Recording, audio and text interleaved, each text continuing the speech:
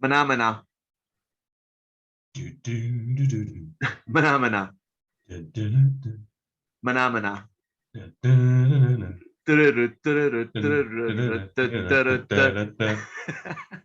Hello and welcome to All Lockdown How We Laugh with today's very special guest, a friend of mine from the Fringe. I met in the Fringe this year, Alex Leam, who does Joy of Decks, Improv Provocateur and Awkward Question Time. He's been busy in comedy for over a decade and he's just one of the most decent guys I kind of met at the Fringe this year. Stop. His shows were sold out every single night. I know because I took a couple of photographs to prove it. And I was a guest on Improv Provocateur and possibly the least suitable for improv that was on this year. Possibly makes me say this, but the more you said that you don't like improv, you can't do it, the more difficult a task I gave you. That's like red rag to a bull. But I did notice that like every night there was a kind of loser that was made to sing like 500 miles. It was, I mean, they had a choice of songs, but they always sung 500 miles. And yeah. First, I suspiciously always missed last place. Well, I thought I've been cruel enough to you throughout the whole hour, so then having to then get you to do the song. No matter where I do the show, because I've done it like Brighton, Leicester, a couple of the comedy festivals. I always try and say, right, the punishment song, you choose from 3 artists who come from that location. So when I've been in Edinburgh, I say, okay, so it's songs by Scottish artists. Then the first 2 that I always say to the audience, it's completely your call which one you do, but I'm like really going over the top, trying to give them signals to cheer for number 3. So the first 2 that I play are really credible, like decent songs. I think whenever I'm in Scotland, it's like Biffy Clyro, and I think the other one was Big Country. And then when I go, gives a nice big cheer, really big cheer, really cheer big for this. And then just the chords of 500 miles at the start, and the whole place erupts. It's like, yeah, it's brilliant. Leicester, the punishment song that I get everyone to do is Under the Moon of Love by Shawaddy Waddy. Except from Leicester. The only time that I've really had to scrape the bottom of the barrel and really bend the meaning of from this location was in my home city of Derby, which has had 0 in terms of Derbyshire has never been burdened by success, apart from in league tables about heroin use and obesity. Then we come first. But we've got you beat there. Scotland's got you beat. Glasgow's certainly got you beat there. Well, in many ways, Scotland does. In many ways, Derbyshire is the Scotland of the East Midlands. Also, Derbyshire has the biggest Highland Games outside of Scotland. There you go. There's your answer. That's what's happened. We've Yeah. imported loads of junkies down here. That's why I feel at home north of the border. I thought to myself, okay, well, there's got to be some successful. Okay, all right. It was literally White Town, Your Woman is the biggest artist to come from Derby. Remember that from like the late 90s. Yeah. The others. So I guess you have to remember it from the late 90s. Yeah. With the punishment. Oh yeah, that song. That's right. Yeah. The punishment song that I kind of railroaded the audience to choose was Liberty X Just a Little, because one of the members of Liberty X is from Derby. That was really scraping the bottom of the barrel. I went through a phase in lockdown where I was like doing photographs, picking a photograph that I really liked and doing a bit of editing on it, and then basically posting it with some song lyrics from Scotland. And I was scraping the bottom of the barrel sometimes. I was like finding out that David Byrne was actually born in Dumbarton, so I'm like using Once in a Lifetime and stuff. Or like some band's bassist is from Springburn, so you're like, all right, cool, I can use that then. Nice. There was just I don't know, one of the many crazy things I've done in lockdown, man. But how was your lockdown? How did you cope? Well, I mean, it was very different for each of them. The first one, I think, was a lot of disbelief. Yeah. Because 2020 started really strong. Yeah. So I packed quite a lot into January and February. So I was doing the Leicester Comedy Festival, and my shows are in like the first weekend. So I was getting as many spots and as preview spots as possible in January as I could. So I was here, there, and everywhere. And then February, I had like 3 weekends at Leicester with either my shows or somebody else's. Yeah.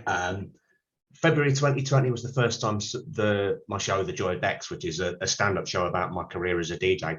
That was the first time it clicked. First time it clicked and really fell into place. I thought, aha, yes, it works now. This is the first time it's like in real life what it was in my head when I first had the idea for it. And the response from the audience was amazing. It was one of those great nights when a room full of people, I could have just belched and they'd have laughed their heads off. So they would just bang up for it without me having to do anything, which is rare. Cool. I came on stage and I said to a mate of mine that was up, I went, do you know what, I might retire now because I don't think I'm going to top that. And the universe said, really, you really want to retire? Here's a few months off and see how you feel. Yeah. Oh, God, I jinxed it, didn't I? It's all on me. Yeah, man, that's all. That's what this podcast's all about. Springing that on you, man. The man responsible. Yeah. Patient zero. Oh, dear. Or karma patient zero, because I don't think you could have had it at the time. I was the same, man. I was going about, like, I think I'd done more cities in February than I'd actually done in any month in the run up to that. And then basically I just felt like I was some kind of fucking typhoid Mary, possibly taking COVID about the country. You know, and then of course we get shut down 9th of March. It was just a complete sharp shock. Yeah, because at the time, because I'd the previous year, 2019, I'd resurrected the comedy festival in Derby. Right. Because there was a comedy festival that ran for about 4 years, and it's very easy to tell you why it failed, because the council ran it. Yeah. That's all you need to know. I found out that when they were ploughing money into all the wrong places with it. I found out that they spent $5,000 on the logo. Oh. Yeah, that gives you an idea of all it needs to know. The Derby Comedy Festival website still exists, and it just says, we're taking a break. And it's been like that since 2017. Oh. So I thought, well, if I resurrect it, I can't call it the Derby Comedy Festival. So I sort of opened it up to a chat group that I was in, and it came up with the Ram Comedy Festival. Right, I've seen it, yeah. Yeah, because the Ram sort of like being the symbol of Derby. And I thought, well, there's some great comedy festivals that don't name check the location, like Just for Laughs, and what have you. So I thought, well, that works. I mean, it was initially just going to be a weekend of Fringe previews, but it just grew and completely took me over. And then all of a sudden, it's like, oh wow, there was this huge appetite for it. Yeah. All just run from this one venue that I had at the time, the Lord Nelson in Derby, which is like the perfect sort of like above the pub stand-up place, like 50-seater, gorgeous pub, and they were very helpful and with us all the way. So the planning took place in January 2020 for like the second year, and there was interest from promoters, including NCF, run by Helen Sten, who runs the Nottingham Comedy Festival.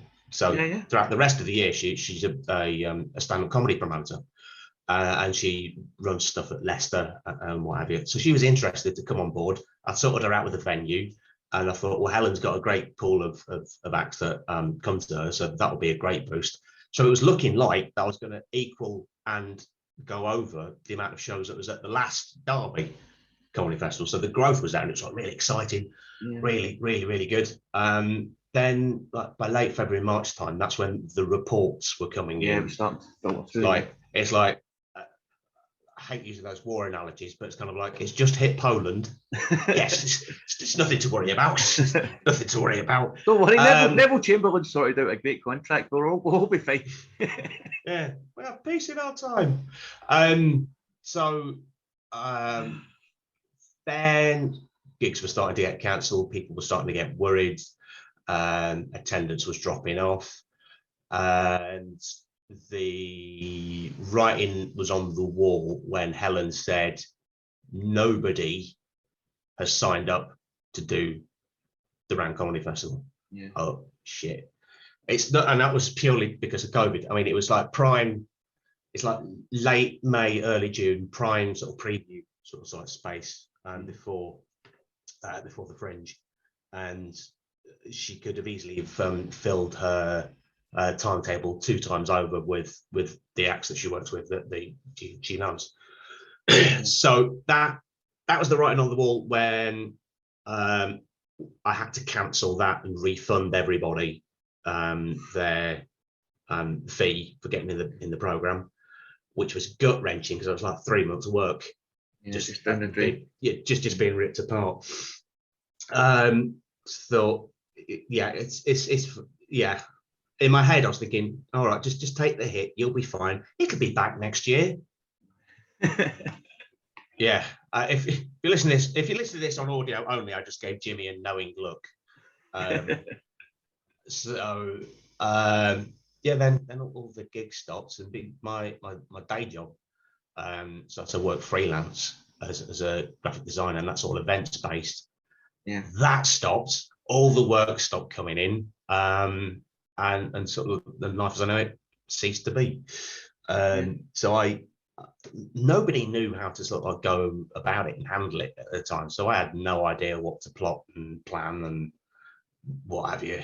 There was a few people attempting stand up from home. Yeah, that was like like the early stages, which the early stages was awful. It was just vlogging with desperation.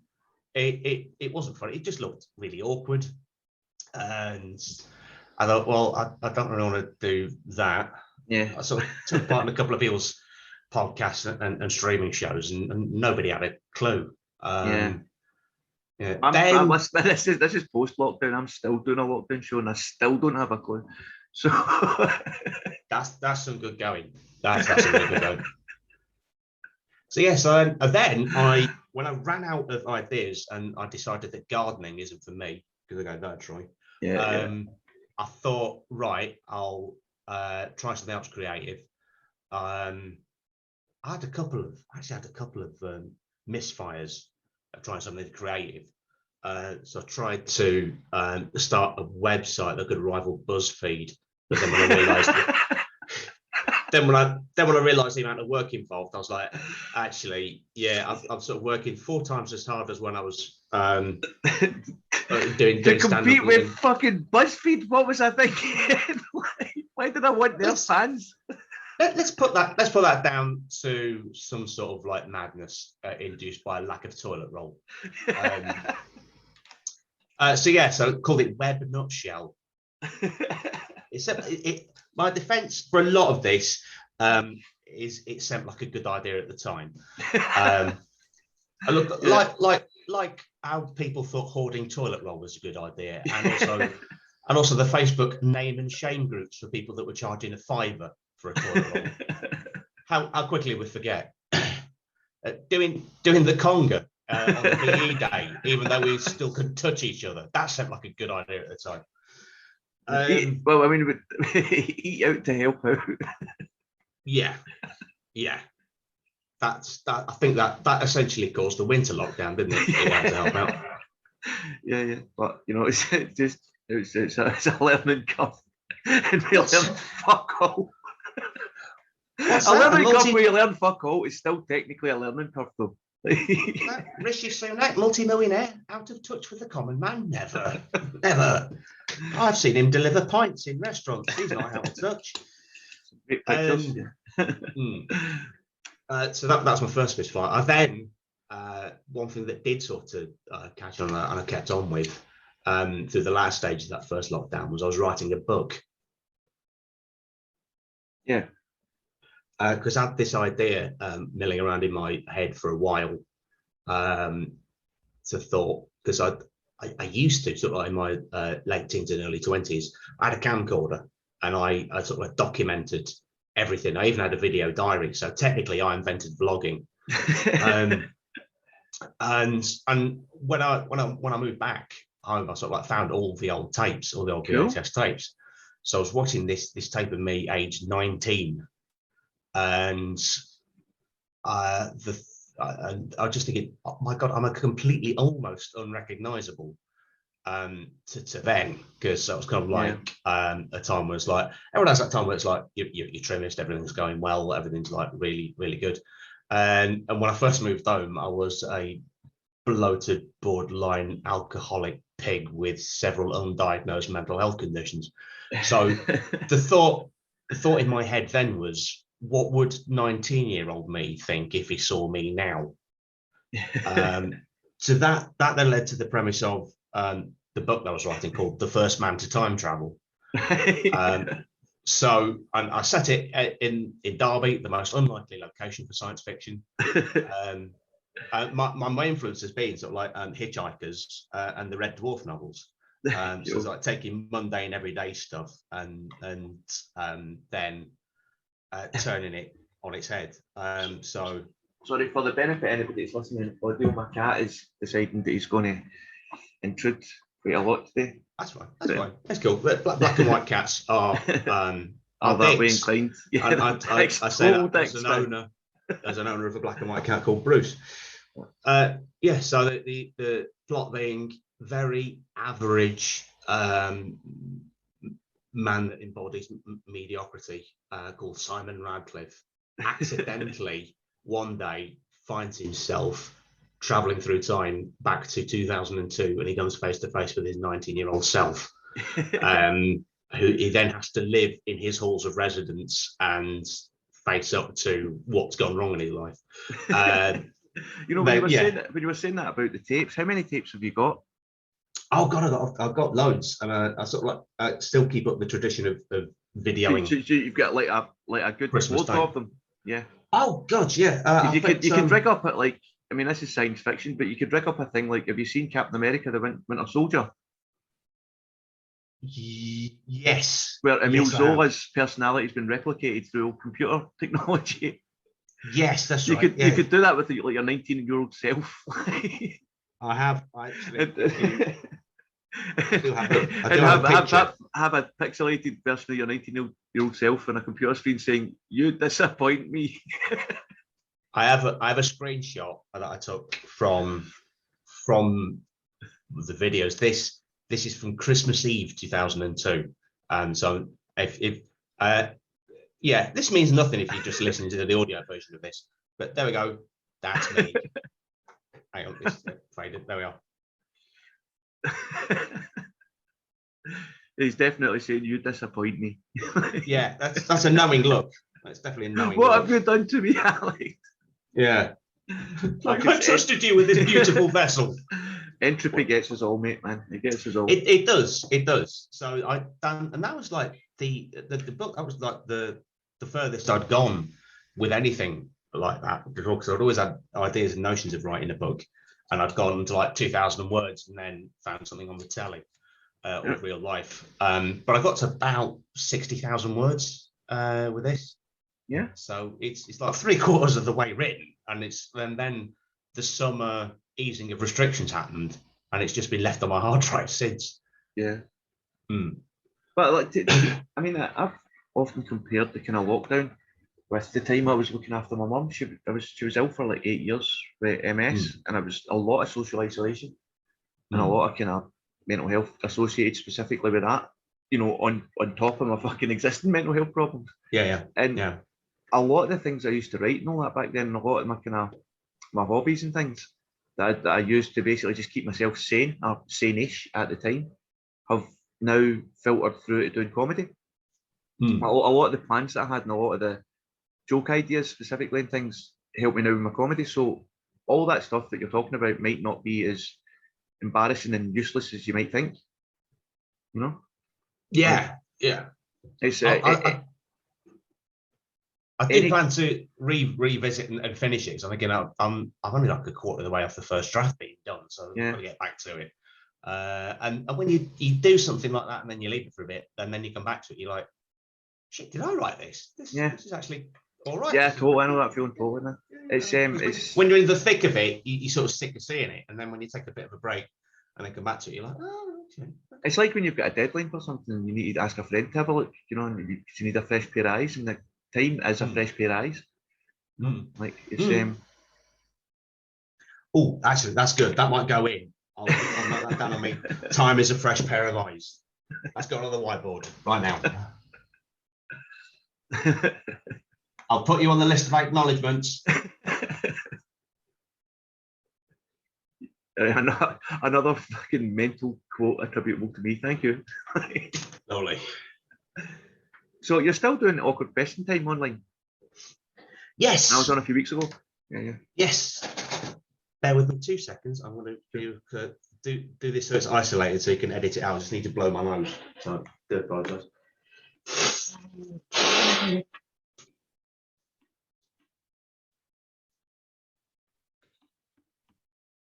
When you go. So awkward question time. How have you been finding that recently? Like you just took it live for the Nottingham Comedy Festival. Yeah, that started just prior to the winter lockdown. So September last year. I sort of thought I'd sort of missed the boat in terms of online shows. I didn't want to do online stand-up. But then I guested on a panel show from a comedian pretty local to me that I know called Benny Shakes. Oh yeah, Benny Shakes. Was that Benny Shakes Up or was it?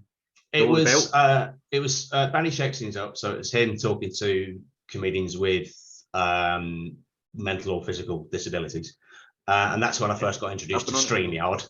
Yeah, right. And I thought, wow, StreamYard looks really slick, and it's kind of like you don't have to like pull like, because I was hearing people having to do things like put it through OBS Studio and then wires and pulleys and some sort of like string system and this, that, and the other. I'm thinking, I can't be asked with all that. But then I've looked into StreamYard myself and thought, hang on, I'd had this idea that's been running in the back of my head since 2015 for Awkward Question Time. So I thought I would like that to be a podcast. But I thought, well, if it's really easy to do a streaming show, well, it is just a group of comedians and me. I just ask them awkward questions for an hour. It worked out really well. The original sort of like first draft of the questions were a lot more suck your teeth in, I daren't possibly even answer that sort of thing. Like the first question. How did you get to the stage where the most uncomfortable thing was a concurrent theme of bestiality? yeah. Like that's pretty light compared to the first question I ever had the idea of, which was the band Viola Beach, would they be played so much on the radio if they weren't dead? That was the first question that I came up with. You know, that band, they were all in their 20s and they had the car accident and a lot of them died. And what they had recorded got released and it was in the charts, and Coldplay was covering them at Glastonbury that year. And honestly, no, they wouldn't have done. It was just because like this, no disrespect to them dying or their relatives or anything like that, but the songs were crap. It's like this is literally the only reason. It's uncomfortable and it's awkward, but to me, it's the truth. Unfortunately, there's not much joy or humour to it. It's just a really depressing human fact. Yeah. I mean, I'm laughing so like. So when I first did it live, I sort of like I had the idea in the afternoon. Thought, right, let's do it. Let's see who's up for it. And I quickly found 4 other people to join me. I had no idea what I was doing with StreamYard, so a bit of a baptism of fire. I always find it's best to just don't think, just do it. Both feet first, and it's the best possible learning curve you can have. And it just came together. Just keeping the premise simple. It was just like awkward questions. One of them on that first show was, who killed Jeffrey Epstein? Wrong answer. And the best answer for that was Jeffrey Epstein. So that was attributed to Alan Lear, who was a guest on my show. Have you seen Ghislaine, or however her name's pronounced? Is it Ghislaine? Maxwell? Maxwell. Yeah. Have you seen that her court appearances are being kept secret? The transcripts and the records are being kept hidden from the public. Fishy at all, is it? Yeah, it's weird, isn't it? You'd think after all this time we'd be tired of Prince Andrew jokes, but no, not at all. So I had the idea that afternoon. I thought, this works. And one of the comments that I got during the show was, surprisingly, this is fun. Cheers, I'll take that backhanded compliment. And then it kept going on Sunday nights. Then like the winter lockdown happened, and it was building quite a decent sort of like following of viewers. So when you got nothing else to do during the week, it was no other gigs happening. It was sort of like a way of keeping your mind ticking over and keeping that thinking on your feet sort of feeling. Because I know when I had my first gig in real life back, I didn't feel rusty at all. It just felt normal, because that summer easing of restrictions, when that happened in summer 2020, I had my first gig back and I completely forgot everything, and I was as rusty as hell because I'd had 4 months of not doing it. But like doing awkward questions on the panel show, it helped no end, and it got me noticed and bumped up in terms of where I was in the running order. The live shows, when they came back, I was being offered closing spots, which I've never been offered before. Cool. But because I've been doing like that every weekend, so like the first series before the summer break, it went for 40 weeks. Then I knocked it on the head because June this year, when Pub Gardens opened, no bugger was watching. So I thought, given the choice, I'd much rather be in a pub garden than sat here on StreamYard. I mean, you go live, that can add to it, because there's a lot of interaction with people watching and things. And that really builds a following as well. So after the summer, then brought it back late September. So did about 5 or 6 shows, and then I'm having to take the odd Sunday off because of gigs happening again. Whereas before, I could organise a pre-record quite easily, and everyone would be like, "Are you free Friday?" And everyone would go, "Yes." What the fuck else am I going to be doing? But I tried off organising a pre-record a few weeks back, and everyone went, "No, I'm gigging it. No, I'm gigging that." I'm thinking, "Oh yeah, shit, yeah, okay." It's not November 2020 anymore, is it? No, things are a little bit different now. So it's taken a couple of weeks off now. So I've got a gig this coming Sunday as we're recording this. So be back from for a couple of Christmas specials, and then I normally rest it. Who have you got coming on? Off the top of my head, because my short-term memory is absolute bollocks at the moment. Benny, Tommy Tomsky, Alexandra Kraken on the 19th. On the 12th, I've got no idea, but they're known. It'll be good. I'll just say that. Watch it. It'll be great. I was just realising as we're talking there, man, one person I feel's missing from this podcast is Jürgen Strack. We should arrange a pop-in for Jürgen. Right. Well, on your head be it. The story of Jürgen. So Jürgen, he's been flyering for my Edinburgh Fringe shows since 2018. And he is phenomenally good as a flyer. Oh fuck yeah, man! He's the best. And I mean, the absolute best that you could want. So 2018, I was just doing Improv Provocateur, and that was the second year that I'd done it. The numbers weren't great. It was about 6:10 in the afternoon that year. I was just looking at the posters I've got framed behind me, looking for the 2018 poster. But so about 2 or 3 days in, I thought, right, I'm gonna need a flyer, because the previous year, 2017, I was in the liquid rooms. Right. And I swear I only got the liquid rooms because of a last minute cancellation, because that place is like an O2 Academy. So it's so well run, I didn't have to flyer at all. I've got people in every night, at least 10. And 10 in terms of a normal Fringe year, that's like the Apollo. You know what I mean? Fringe superstar. So 2018, the first few shows were really down, and I've got a rule on a regular year where if we've got less people in the audience than what's on stage, the show doesn't go ahead. That's a good rule. Because that would just be cruel. It's set out in the free PVH Free Fringe rules and regs. Even if you have one person in your audience, still go on. No, because I've got 4 panelists and me. 4 panelists and me.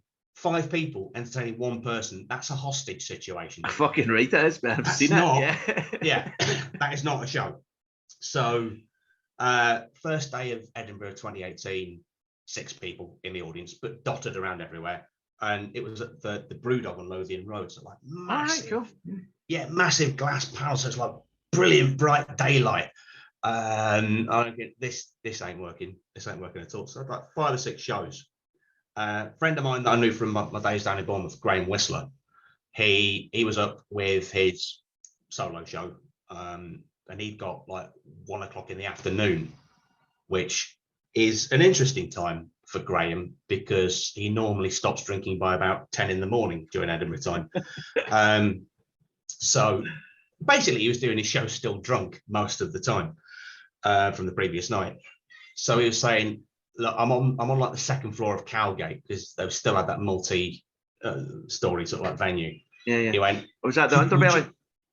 Yeah, opposite there. And he said, would you mind sort of like standing outside my room and ushering people in? I went, yeah, all right, okay. So I did this for 3 or 4 days, and there was a show in the room next door that had at least 10 people, and it was 10, 15, 20. Yeah. I'm thinking, well, what's the secret there? Why is this guy, Jack Shannick, next door? Why is he doing so well when Graham's struggling to get like 2?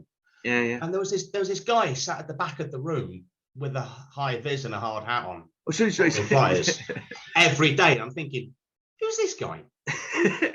Is he kidnapping people? Yeah. So one day when is he standing out going, emergency roadworks this way? Yeah. So one day when Graham was talking to Jack, I approached this guy in the hard hat. I went, hi, how you doing? You all right? He went, hey, yes, thank you. I'm very well, thank you. How are you? I'm fine. So, I mean, normal year during Edinburgh, it's an international thing. So I'm thinking, okay, so he's come over from Germany. So what are you doing? So, yeah, I'm flying for Jack. This is my first time at the festival, so I wanted to get a feel for it. So I thought I'd fly for it. I went, okay, whereabouts are you from? And he went, I'm from Leicester. I'm thinking, okay, so this is what I love about the Fringe, because I'm thinking, I've come all the way from Derby to Edinburgh to talk to a German bloke about Leicester. That was brilliant. So I said, whereabouts are you from? I said, I'm in Derbyshire, from a little town called Heanor. He went, I very nearly moved to Heanor. When I first came over here, I was working for Lidl, and they were looking for they were looking for sites, and Heanor was one of their prospective sites. Which fact fans, Lidl lost, Aldi won. There's an Aldi here. So then I thought to myself, well, clearly he knows what he's doing with Florence. So I said, are you free for 1 hour before like 6:10 every day? I'll sort of like the going rate is like between 10 to 15 an hour plus a 10 as bonus. The difference was noticeable on his first day of working because he wears a high vis and a hard hat. That mixed with his German accent. Has a certain authority about it. Yeah.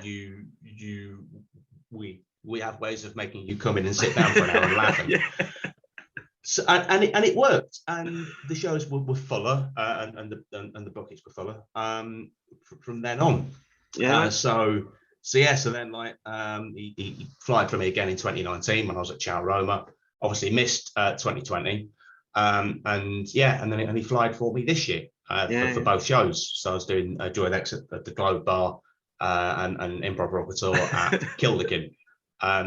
So I've seen other people trying to like procure his services, and he's like, I have a job, thank you. Yeah, because he's in demand because I mean, if you're a good flyer, you could really coin it in a way that that a comedian can't. Because you could easily command £15 an hour, and you could work, if you do like 6 hours a day every day, then that soon mounts up. So in 2019, after he got divorced and we were flat sharing for about the first week, he asked me to introduce him to Tinder.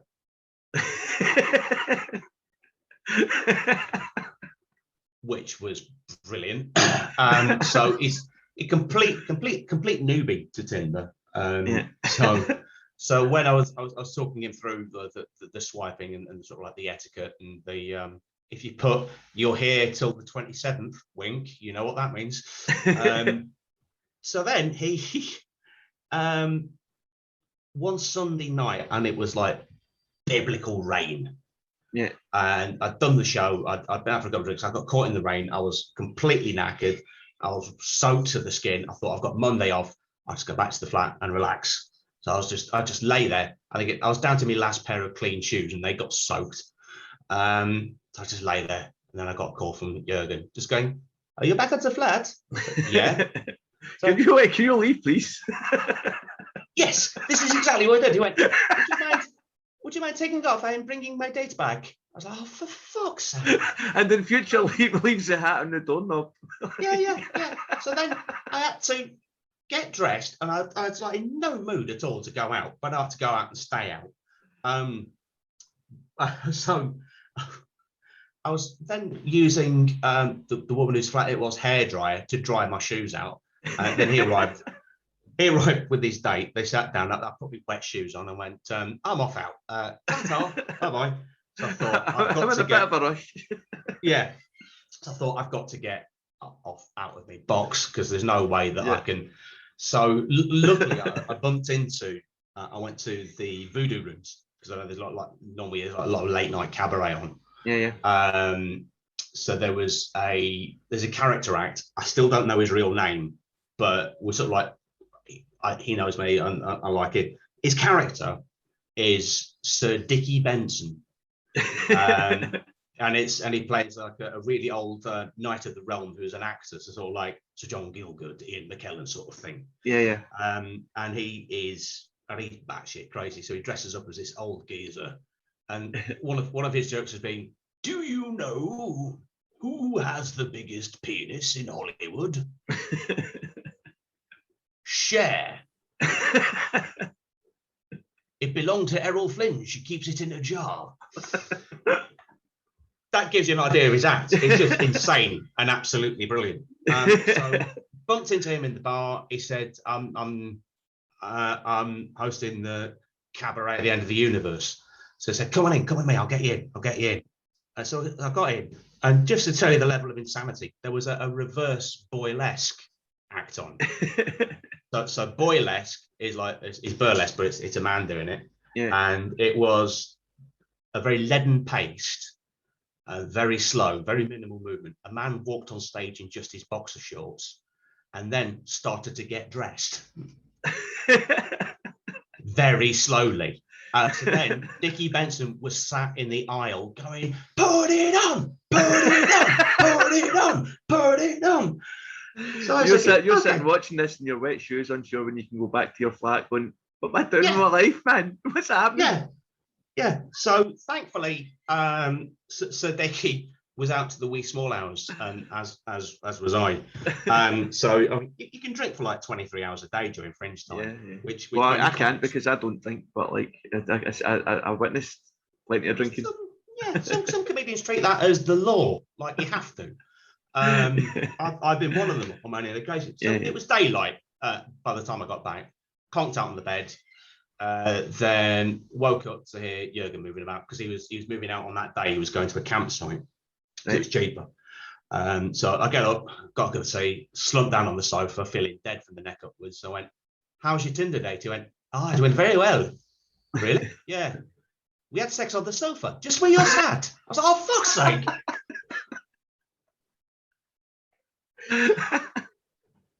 So I didn't like my previous Fringe experience had been quite dull compared to 2021.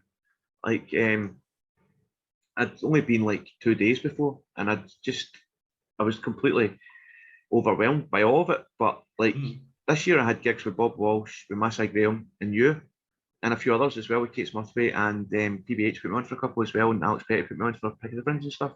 So I had a lot of different things happening. But even after Bob Walsh's Wrong Comedy stopped, I still like coming, and I wasn't doing Improv Provocateur anymore. I always like coming down to the Globe and things and seeing, and just like a wee bit of kind of people that I know, and then out to face the rest of it. But it was Yeah, the Globe. I like the Globe bar. I love the It's Globe. It's a very, great venue. it's Yeah, very, very unpretentious. yeah. Very cheap. They don't jack their prices up during the festival. Yeah, and they don't And even it is mind like, when you're not buying drinks and you're actually just drinking like cold coffees out the shop in the place. yeah. They're very laid back. Yeah. It is like I find it's a hub for people who are sort of similar mind to myself. Yeah, Like yeah. you finish for the night, couple of pints in there. There's no living your best life and want to be wags taking selfies. It's just like I can just relax here with some good company. You know that's always the place to go. Yeah. So on your way home. So yeah, so I found it really calm and like and cool. It was still cool. There was still like enough mental things going on, but it was like it just wasn't overwhelming.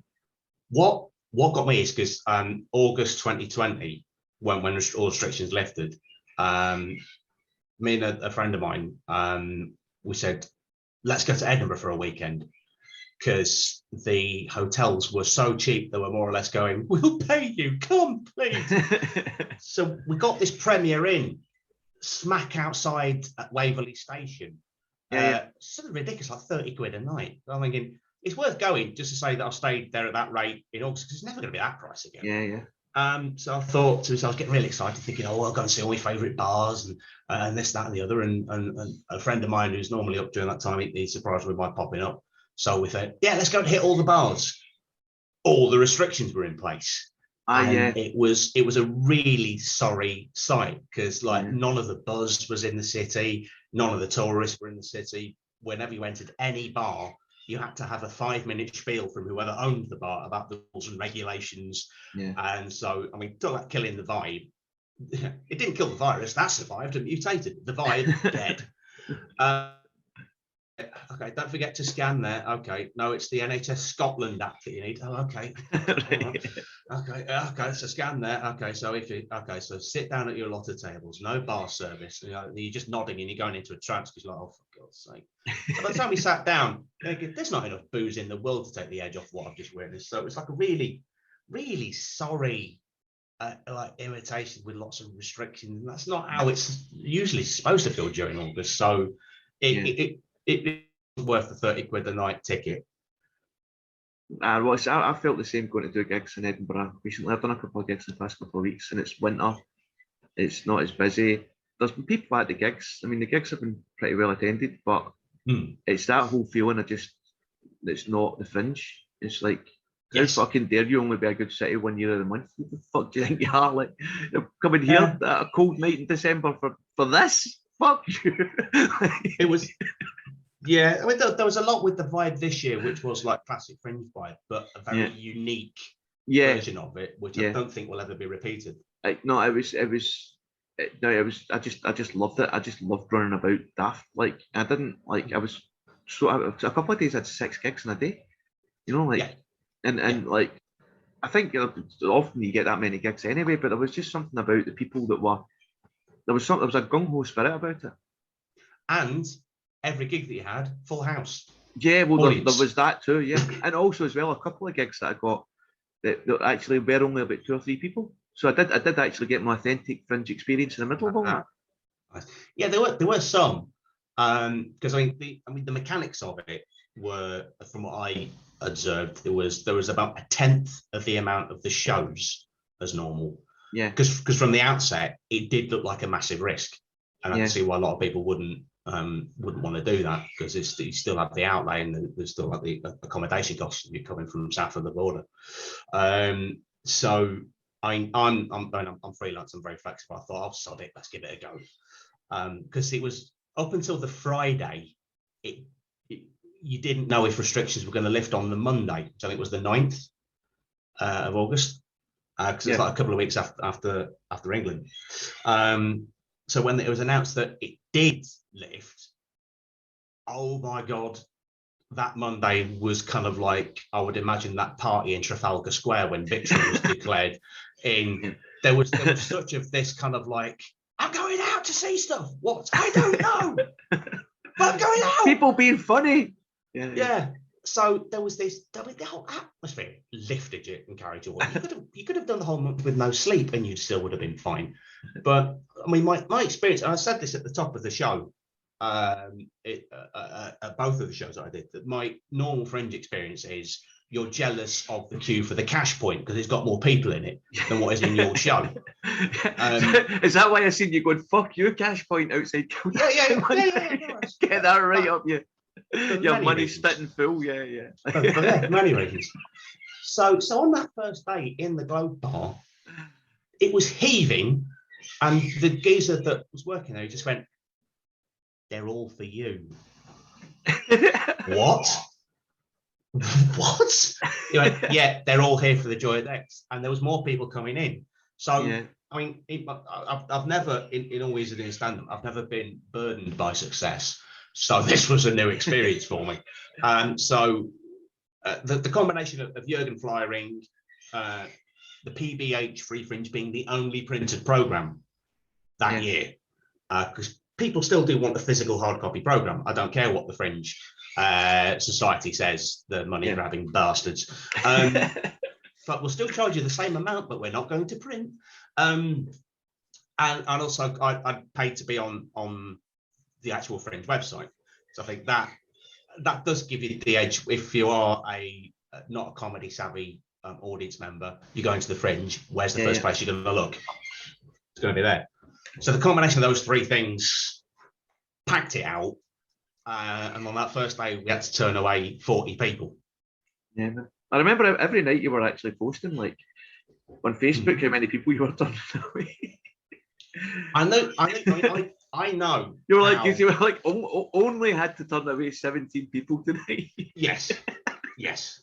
I know full well how seething with envy a lot of comedians get. Oh man, I loved watching it though. I was so pleased for you because it was, I mean, as much as I sat in Improv Provocateur and being like, oh shit, improv, and I hate improv, and I'm no good at improv and all that, I loved being a part of it. Like, but it was a full house of people that were gung ho for, and they were really up for it. Yeah. So I thought to myself when I'd finished that first show and it was like over 100 quid in the bucket, I thought, shit, that can't be. That's got to be a one-off because it's the first one. Then I get down to Kilderkin and there's a queue out the door. I'm like, oh, for Pete's sake, really? Really? And so it continued. I mean, there was. It felt like a superstar. It was really easy for your ego to get drawn in by it, particularly when you get there and the venues were saying, "Oh, this drink's on us," by the way, because we were bringing in so much more revenue for them. It was good to see, man. So it carried on. And then that first weekend, because that was Monday, I was thinking, is there going to be a dip? No, there wasn't a dip. So that first Friday was the busiest. So at the Globe, turned away 70 odd people. Then, well, I think at that point, I think it started in the 6th, if I recall. Officially, it started in the 6th, but there was a question. There was a question whether or not they were going to stay in the same lockdown level from the 9th. Yeah. So the PBH shows all started on the 9th. Yeah. So then when I got down to Kilderkin, I was just setting the room up, because they have to have the room for like daytime trade during the day, and then Jürgen came in and he just went, you might want to take a look outside. Came out the back way for him, and there was a queue of 200 people lining up Canonsgate, and my jaw just hit the floor like, what the fuck? So I mean, my first instinct was to take a picture, because I've never had that before in my life, and then tweet about it. And this was a good 50 minutes before the show was due to start. So I'm thinking, well, we'll get a lot of those people in. I've got no idea about crowd control. I've never had a crowd before. So then I tweeted about that. And then I opened the curtain and then shouted to the pub, anyone for Improv Provocateur, please take your seats. The whole pub, which was full, stood up. Shit, that's going to fill the room up. So they all then went in and the room was full before we even touched the queue. So then it was like 5 or 6 people then came in from the queue, and it was heaving. Then I got people begging and pleading with me, saying, we'll sit on the floor. I think it's an hour show. You sure about that? Yes. I remember people sitting on the floor, Yeah. So at one point, that's 3 or 4 times that happened, and I started the show by going, good evening, fire hazard. So then I got one bloke then arguing the toss with me as the opening music was starting, and I was stood outside going, "You have to let us in. I've taken an Uber." So piss off. No, you don't.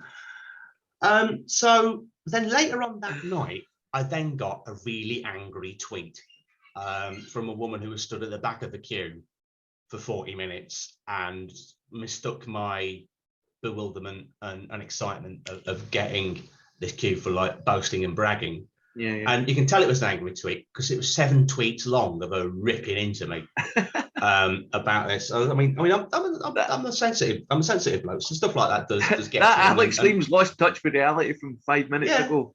Yeah. So I was upset about that. And he's forgotten his true fans. He doesn't know I was the one person that came. And he turned me back then too because he couldn't go on. There was 5 people. So I apologise profusely and explained. Never been in this situation before. But that stuff like that gets to me. It affects me. Yeah, but that's the thing. That's like when you're performing as well. Like the whole audience might be laughing, but if one person's sitting there looking unhappy or looking annoyed or arms folded and they've got all that body language, that's the person that you end up focusing on. If you're not like they practice enough to just go, fuck that person and get the rest of them. But with mental health and things, you do tend to focus on the negative. Yeah, you do. And I put that up the following day. I mean, I've been doing a week's worth of this is going really great. This is the amount of people I've been turning away. So then when I put that up on Facebook the next day, it didn't go down all that well. It looked like a humble brag. Looked like a humble brag. So then I had one person that I heard on the grapevine, one person that I've been very good to in terms of like giving gigs and supporting them when they started out, was slagging me off something chronic to a friend of theirs, just going, "Oh my God, moaning about somebody not getting into the queue. Who does he think he is?" Well, all right. Okay. So then I thought to myself, no, I've got 2 options here. I either stop with the daily updates or I double down on it and give it a real fuck you to everyone. And that's what I did. I then doubled down and really started to rub it in. And then I was getting really poorly concealed envy, which I liked. From one guy who said, I would have killed for the people that you have been turning away the last time I did Edinburgh. Yes, some of that. Like it's not gonna. There was a song I heard on the radio, which then sort of like became my anthem for that, for all of August. It's sung by Sleeper, because I listen to Absolute Radio a lot. He's bugging me what the name of that song is now, so I'm gonna have to look it up. It's on my most listened of the year. Thanks, Spotify. Top songs 2020. There we go. Sale of the Century. That was it. Sale of the Century by Sleeper. Heard it on the radio, and there was a lyric in it that goes, "It's never going to be this good, so just jump in." And I thought that sums this August up. It's never going to be this good again. I mean, there might be a trickle-down effect to people that saw me this year. They'll go, "Oh, sorry, last year we'll come back." I'm under no illusions. I'm not famous and I'm not overly popular. So I was thinking, I just try and enjoy the moment. Yeah. Try and soak it up for what it is. Don't try and sort of second guess yourself. You've got the rest of the year to recover, which was oddly prophetic because I came down with the worst case of COVID. And then just moments where my energy was really low, or I was starting to think, "Oh God, I can't do this again." I'm thinking, you have to. Yeah. This is the best of times. It was out there. Absolutely. I remember the second day, the second or third day, I was coming in to Edinburgh. Actually, first time I got the train, I think, and I was coming out up the station, Waverley Station, up the ramp thing. You come up, and you can see the castle now when you get to the top of the ramp, and that bridge. But anyway, I was coming up, and it was really, really, really sunny day, and on Shuffle. The Private Psychedelic Reel by Chemical Brothers came on my headphones, and it was just that feeling. It was all those moments of calm and then pure chaos, and all of it. There's just this ding, ding, ding, ding, ding, and it was just that carried me all the way through the festival because I knew I was going to all these different scenes, and I knew with my camera I was going to be getting loads of photographs and stuff, and I was like, this is possibly going to be the best time I'll ever have in comedy. You know, it was just amazing. It's amazing. Oh yeah, I was very aware. I mean, it's not going to be like this again unless I get famous again on the telly. But even then, you won't have the fun of the venues that we were in. Yeah, but it was the grassroots feel of it as well. And like I say, I like going back to the Globe and stuff because I seen it in your face. You were thinking the same thing.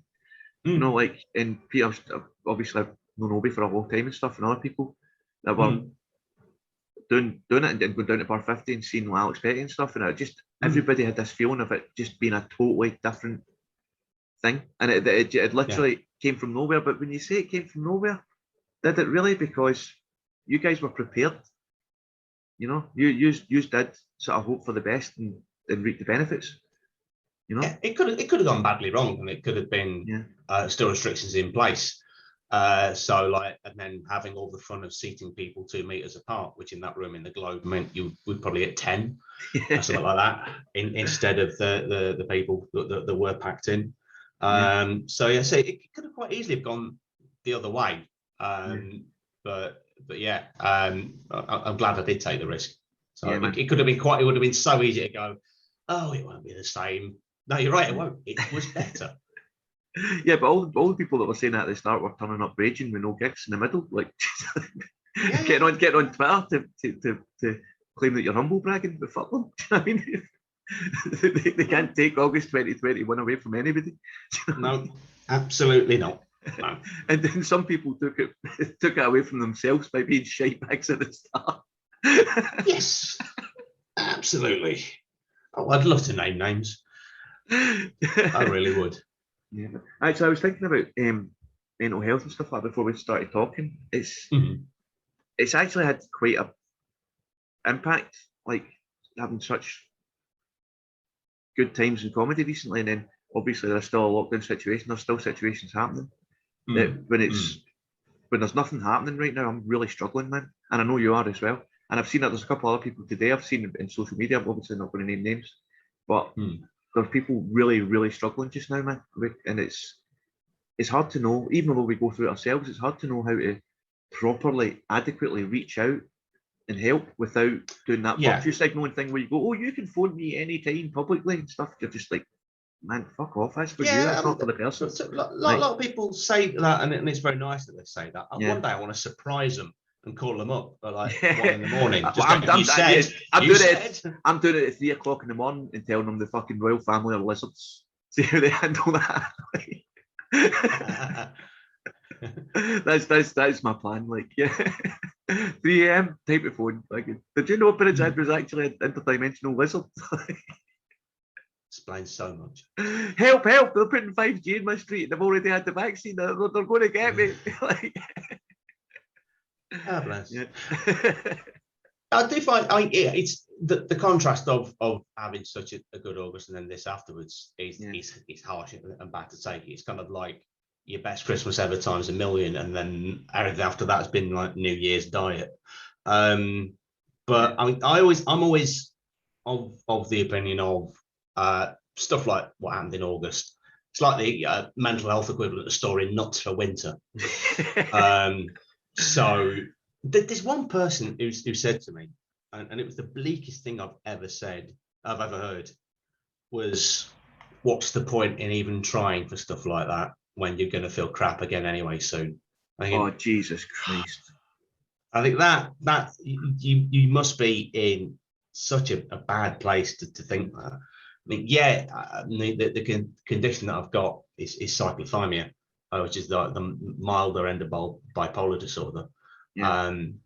So it's like the sword of Damocles. It's hanging over my head. It could strike me anytime, any random sort of time. So it could be, I could go for like 6 months completely free of any symptoms and feel normal, and then wallop. It's like it gets me like a cosh around the back of the legs, like poof, I'm down. But those memories, I mean, Edinburgh and every other good time, carry you through. Totally, absolutely, man. Because it's like, it was that good once, it's got to be that good again, and I want to be around for it to be that good again. Totally. So So you need to be there. Yeah, I had somebody at Nottingham talking to tell me that they've been at the Fringe as well, and they said we're talking about this type of thing, and he said every time he's feeling down, they look at my photographs from Edinburgh, like they actually go through my timeline and look at my photographs from Edinburgh, and honestly, man, I wanted to burst into tears in the street. I was like, because I personally don't feel like I get enough credit for my photographs. But that, if that was the only thing that I'd got from it, that would be enough. Just somebody that's feeling down, just feeling better looking at them, you know. But that was really fucking nice. I was like, cool, I'm doing this for a reason. Then I'm not just a nutcase running about with a camera. Yes, you are. Yes, you are. But fuck it. Okay, I'm a nutcase with a camera, but people like it. But fuck off. That voice. I have a similar voice. Nobody likes your pictures, you're shite. Fuck off. Yeah. Robs you of any joy. Yeah. Doesn't rob me any joy, but it's fucking the anti-burglar devices and all of that are a fucking nightmare for it. But it takes a lot of planning to keep the fucker at bay, but you do it. Yeah. Yeah, absolutely. It's when he gets accomplices, that's the biggest trouble. Did you see what that guy said to you on fucking Facebook 2 weeks ago? He put an angry face on one of your posts. He's in with him. He hates you too. Like, all that. Like, Facebook is awful. I was just thinking today. Like this time last year, we're in the winter lockdown, and nobody was having any fun. And actually, I felt quite happy because at that point, you're gigging no more or no less than any other comedian in the country at that moment. Yeah. So it was almost like a forced socialism for the comedy industry. It's like everyone was equal at that moment. So it had a leveling effect, but it's things are taking shape again. Like, but I actually said to you, I've got a joke about Fight Club in my set. I remember saying to you in the Globe Bar, I said to a few people that at the end of every part where I've got a joke about Fight Club, I genuinely wanted to say to the audience, like, comedy before was Fight Club. What you're experiencing right now is Project Motherfucking Mayhem. You know, because that's what it felt like. It felt like a new day. You know, and it's absolutely. And it's not in this sense where the old everything that went before is gone. It's just that, like, there's new things happening. There's so many people just wanting to be entertained, and here we are ready to entertain them. You know, I got that feeling in the Fringe as well. Just so many homegrown audiences, because there were tourists, but I think the audiences were more stacked towards like Edinburgh people this year, and possibly just as many London people. Yeah, it was like a domestic audience. There was no, because there was little to no international travel. So the international feel at the festival is great. Sometimes that can be a bit of a barrier for people getting new jokes. So it was a domestic feel, and also I got to meet more Scottish comedians than I've ever met at the Edinburgh Festival before, which sounds weird, but you know exactly what I'm talking about. I actually wanted to come down to Canonsgate that last night, but it was a kind of last bus situation, and I didn't get down. But I seen it's a good night with Obi and Lou Williams and stuff, and Tubbs. Yes, that was a really surreal end to it all, because we'd had the last Improv Provocateur, which then they switched to their normal Sunday night license, so they shut the main bar, and we all had to exit from the fire exit. Right. So when we'd gone from that, I was on what was going to be the last Peter Buckley and some comedians. So that was just up the road at Canonsgate Bar. But he'd gone home sick, right? Like 2 days before the festival ended. So I was on it on the previous night when he'd gone home. I turned up, and I was the only act that had turned up. Because when you're busy during the festival, you don't sort of like see what's happened. He said, "I've gone home ill. All acts that are on tonight, sort it out between you." So I turned up, and it was a full house. I thought, shit, well, what do I do? Because it's going to start in a couple of minutes. So I thought, right, plan A, do your show. So like do the Joy Dex. So I explained like the situation, and got the whole audience to turn round to the back door to anyone that entered, and then point and go act or audience to whoever turned up. Thankfully, 3 other people did. And they shat themselves whenever the entire room turned around and went act or audience. So we then somehow wrestled this 2-hour show out of it, and everyone got paid from a very handsome bucket. So that's one of those lovely surreal moments. So then was that the last night? Was that the Sunday? That was the previous night. Then I was on last night, and there was a real end of term vibe when most of the acts have thought, "I'll sod this. He's gone home. It don't really matter." Yeah. See, I'd actually intended to come along, but the previous week I'd got the mega bus, get back at 1 o'clock. The trains were off, and it was impossible to get an Uber for some reason. So I didn't want to have to walk back from town again. But god damn, now I do have regrets about the Fringe that night. Well, the last night was even weirder. So I thought, right, well, I'll then see it. If I'll see who's about. Nobody was about. Jolly Boat, who are a musical double act with a sort of a piratey theme, who were brilliant. They were upstairs. They clocked off their last show, and they were like 3 or 4 pints in, but I convinced them to do a bit. And then Obi turned up. So I thought, right, well, let's just have an hour show, me, Jolly Boat, and Obi. And again, it was a full house again on the last night, so it was crazy. Cool. So yeah, so it's like decent hour show, good sign off, decent bucket that then got instantly reinvested in the bar. And then the following day, I had like a 1 day buffer before coming home to sort of like relax, take it all in. And I thought, I think I've got a bit of a fringe flu, because normally you do pick up some sort of like heavy cold or virus or what have you. And I very nearly put a status up on that last weekend saying, even though my right leg doesn't work and I've got a stabbing pain when I breathe in, this is still the healthiest I've ended the festival. But I didn't realise that stabbing pain when I was breathing in was the onset of COVID. Fucking hell, man. Yeah.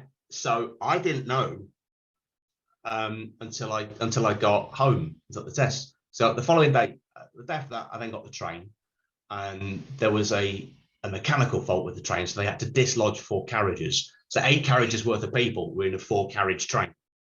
You've got no luck with trains, haven't you, for police? No, I've got zero.